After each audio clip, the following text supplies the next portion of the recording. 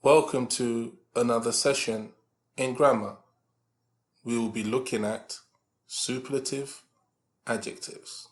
When we're looking at superlatives, we're looking for something that is number one.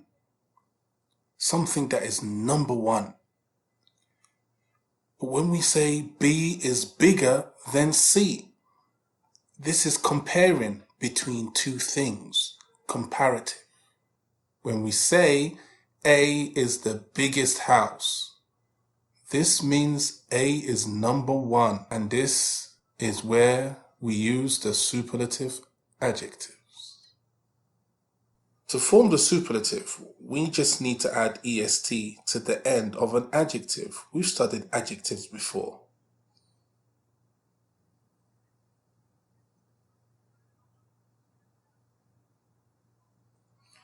For adjectives with one syllable, like cold, in the comparative, as we've studied before, we add er, it will be colder. As for the superlative, we add est for it to be coldest. Adjectives with one syllable. If the adjective has two or more syllables that do not end in y, like important, important, 3 syllables. In the comparative, we say more important. For the superlative, we would say most important. These are adjectives with 2 or more syllables that do not end in y. When an adjective ends in the letter E, like safe here, for the comparative, we add R, and it's safer. For the superlative, we add st for it to be safest. And this is when the adjective ends in the letter E. Remember, we do not write 2 E's for this, so we do not say safest with 2 E's. This is wrong. When an adjective ends in a consonant plus vowel plus consonant, CVC, like hot, we double the last letter, the last C, which is T here, which is hotter for comparative. Hotter. And as for the superlative, it will be hottest. Again, notice the est. For adjectives with 2 syllables and ending in y, with a consonant before the y, like sunny, in the comparative, we remove the y and replace it with IER, so it will be sunnier. And in the superlative, we remove the y and add IEST, because in the comparative, we added IER, but for the superlative, we add IEST to the end of the adjective, so it looks like this, sunniest. This is the sunniest day. When we look at the irregular forms of comparative and superlative adjectives, we have to be familiar, obviously, with the irregular forms, like good. In the comparative, it will be better. It changes.